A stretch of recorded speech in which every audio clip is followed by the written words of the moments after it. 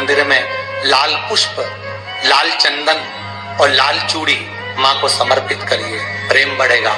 बच्चा कभी आप जी से कम नहीं बोलेगा, प्रेम की भाषा निकलेगी। माँ जगत जननी की आराधना, जगदम्बा की उपासना। नवरात्रे में 9 दिन में से कोई एक दिन ऐसा ले लो जिस दिन कन्याओं का भोजन कराओ, साथ में उनको लाल चुनरी ओढ़ाओ या कोई लाल वस्त्र, लाल पूजन की सामग्री उनको दो, सुख मिलेगा। भी देवी की आराधना का एक स्मरण का सुख है महाराज। ज्योत का विधान है, नवरात्रि में देवी की ज्योत लगती है, अखंड ज्योति लगती है, जवारे बुआए जाते हैं, कलश लगता है। ज्योत का भी विधान है, जिसके यहाँ दिया अखंड जलाया जाता है, अगर वो दिए की लो, दिए की बाती अगर दक्षिण दिशा की होती है तो उसके घर में साल भर में एक घात जरूर होती है।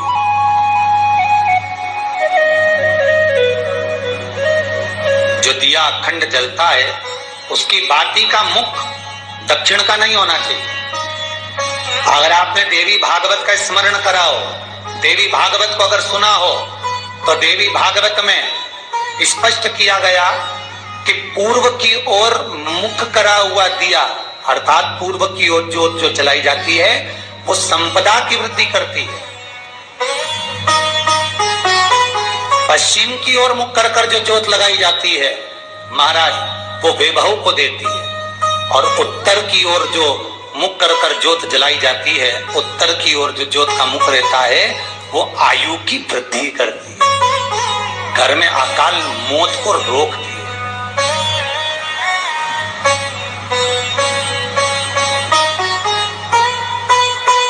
नवरात्रि का जो भाव तत्व है उसको भी अच्छे से समझ लेना। दक्षिण की ओर ज्योत ना लगाएं, अगर आपको लगाना है पूरब की लगाएं, पश्चिम की लगाएं या उत्तर की लगाएं। और जितने दिन महारानी जगदम्बा जगतधात्री दुर्गा भवानी, अब की बार माता जी घोड़े पर आई है, हर बार देवी बदल बदल के आती है, इस बार जो नवरात्रे आए वो घोड़े के आए।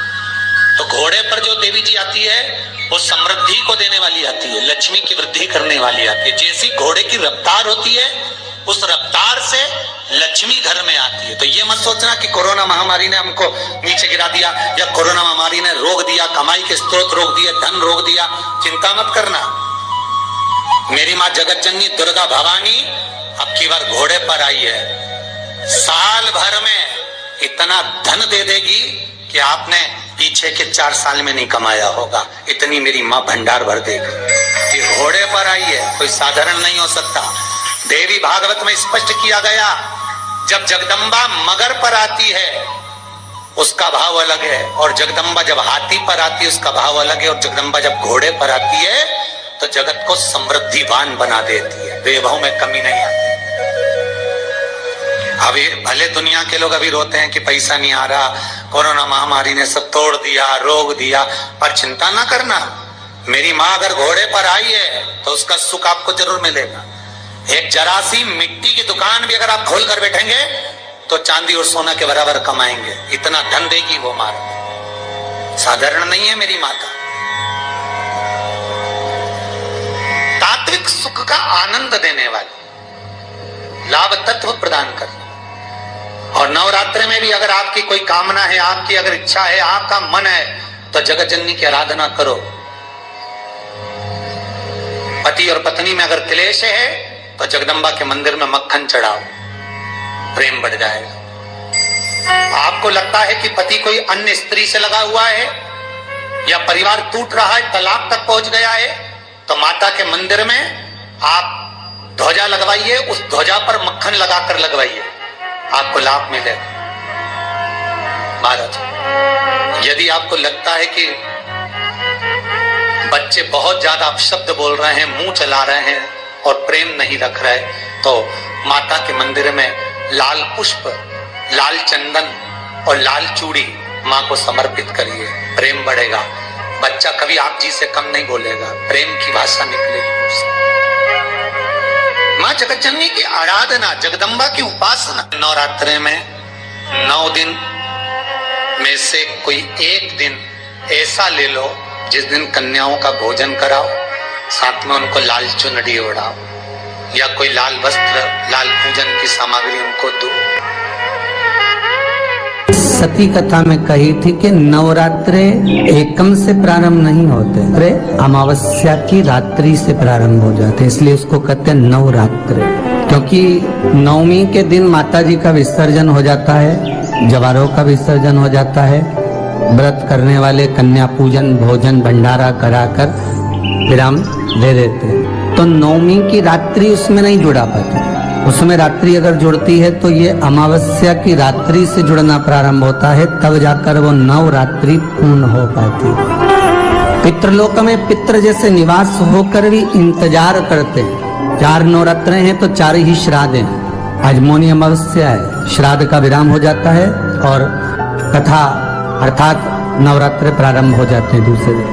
तो यहाँ शास्त्र कह रहा है जैसे हमें प्रतीक्षा रहती है कोई अच्छे कार्य की, कि घर में कोई शुभ कार्य हो, घर में कोई अच्छा आयोजन हो तो अपने को आनंद होगा, प्रसन्नता होगी।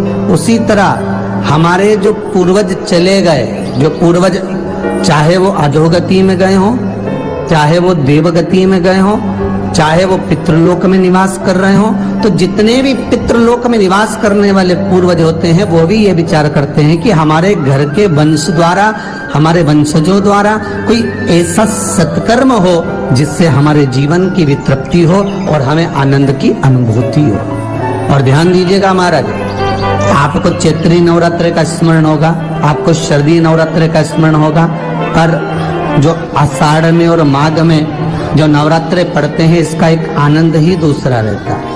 बस इतना जरूर होता है कि दुनिया के लोग वो जो 2 नवरात्रे होते हैं उसमें कलश की स्थापना भी करते हैं, देवी का पूजन भी करते हैं, अर्चना भी करते हैं, मंदिरों में भीड़ भी रहती है और खूब प्रेम से माता का जगराता वगैरह सब होता है। पर ये जो नवरात्रे हैं 2 गुप्त नवरात्रे, इनका लोगों को स्मरण नहीं था। वो तो धीरे धीरे ये टीवी चैनल के माध्यम से कथाकारों ने, वक्ताओं ने स्मरण कराना जब चालू करा, धीरे धीरे बताना, मार्गदर्शन करना जब चालू करा, तब लोगों को ज्ञात होता गया कि कोई गुप्त नवरात्रा भी होता है, उसमें भी देवी की आराधना होती है। ये 4 नवरात्रे अलग अलग अवस्था के हैं, अलग अलग सुख के हैं और अलग अलग आनंद के। आपके घर में पितृदोष है, आपको ऐसा महसूस होता है, तो किसी भी नवरात्रि के पहले जो अमावस्या पड़ती है, जिस दिन अमावस्या रहे उस दिन चावल की कटोरी में एक कपूर का टुकड़ा रख दीजिए, छोटा सा, और कपूर का टुकड़ा रखकर उस कपूर को दरवाजे के बाहर कटोरी में ही, चावल रखी हुई कटोरी में ही उसको पितरों का स्मरण कर कर जला दीजिए। और जलाने के बाद उस चावल को कहीं भी किसी भी वृक्ष की छांव में पक्षियों के लिए डाल दीजिए। शिव महापुराण की कथा कहती है, अगर मान लो पितृ आपको कष्ट दे रहे हैं, पितृ आपको तकलीफ दे रहे हैं, कोई काम नहीं होने दे रहे हैं, या कहीं आपको ऐसा लगता है कि पितरों का दोष है, तो वो पितृ दोष देवी, अब ये जो आप करेंगे ये कब कर रहे हैं? अमावस्या के दिन आप उसको रख रहे हैं, अमावस्या के दिन उसको रखकर रात भर आपने रखा कपूर के साथ में, सुबह एकम पड़ गई, नवरात्रि लग गई, उसी दिन उसको जलाकर आपने पटक दिया। अर्थात उससे देवी और पितृ इन दोनों का आशीर्वाद जो प्राप्त होता है, तो घर में से पितृदोष समाप्त होकर लक्ष्मी की वृद्धि प्रारंभ हो जाती है, कार्य में सिद्धता आ जाती है। और नवरात्रि में भी देवी की आराधना का एक स्मरण का सुख है महाराज।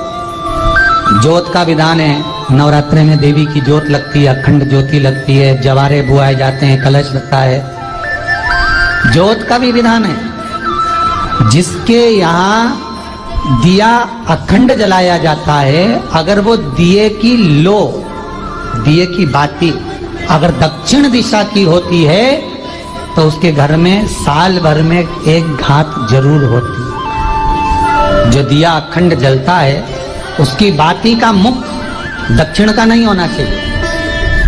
अगर आपने देवी भागवत का स्मरण कराओ, देवी भागवत को अगर सुना हो, तो देवी भागवत में स्पष्ट किया गया कि पूर्व की ओर मुख करा हुआ दिया, अर्थात पूर्व की ओर ज्योत जो जलाई जाती है वो संपदा की वृद्धि करती है। पश्चिम की ओर मुख कर कर जो ज्योत लगाई जाती है महाराज वो बेबहू को देती है, और उत्तर की ओर जो मुख कर कर ज्योत जलाई जाती है, उत्तर की ओर जो ज्योत का मुख रहता है वो आयु की वृद्धि करती है।